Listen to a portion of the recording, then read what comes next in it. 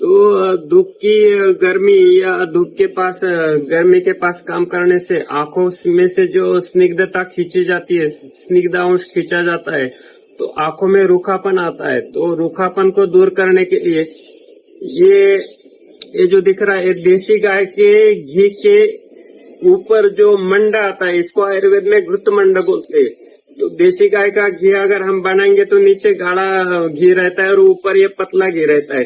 तो ये पतले घी के घृत मंड की 2-2 बूंद आंखों के अंदर डाल के उसके ऊपर ये देसी गाय का दूध है, तो दूध में रुई डुबा के वो आंखों के ऊपर रखना है। तो इसके कारण आंखों के अंदर जो रूखापन आने के कारण चुभने जैसी दर्द होता है, आंखें जल्दी थक जाती है, तो वो चीजें ये दो चीजों से जल्दी ठीक हो जाती है।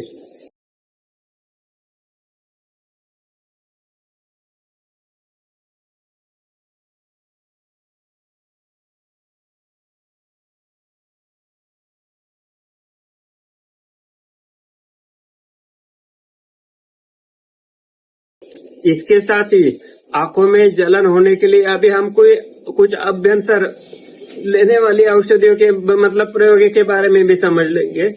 तो ये है पलाश शरबत। पलाश के फूलों से बना हुआ ये शरबत है और ये देशी गुलाब के पंखुड़ियों से बना हुआ गुलाब शरबत है। तो इन दोनों शरबतों का उपयोग हम ठंडे पानी में मिला के भी कर सकते हैं और ये शरबत हम दूध में मिला के भी कर सकते हैं। तो जिनको सिर्फ जलन है वो ठंडे पानी में मिला के उसका प्रयोग करें, और जिनके आंखों में चुभन और रूखापन ज्यादा बढ़ गया है वो दूध में मिला के गुलाब या पलाश शरबत का उपयोग करें।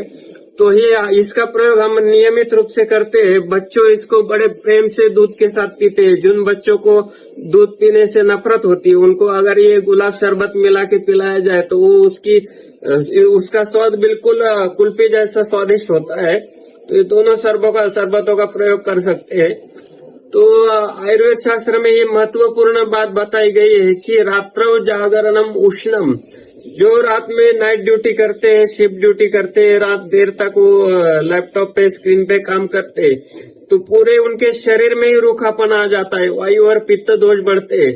तो उनको सबसे बढ़िया एकदम सहज उपलब्ध और सबसे श्रेष्ठ प्रयोग ये है कि रात को सोते समय, रात समझो उन्होंने 8 बजे भोजन किया है तो 3 घंटे बाद दूध में घी मिलाए और वो उसका पान करे। तो जो आंखों के लिए तकलीफ है उसके लिए आयुर्वेद शास्त्र में दवाई का सेवन का समय बताया है कि ऊर्ध्व जत्रु विकारेशु स्वप्न काले प्रशस्यते। यहाँ से ये जत्रु प्रदेश है, यहाँ से ऊपर की जितनी भी बीमारियां हैं उसके लिए किसी भी औषध का प्रयोग हमको सोते समय करना चाहिए या रात्रि में करना चाहिए।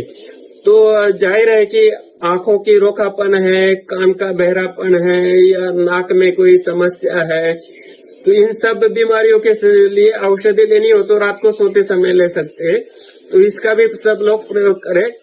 तो आंखों की बीमारियों की या परेशानियों के लिए हमने ये जानकारी सबको बताई है, सब उसका प्रयोग करें। धन्यवाद।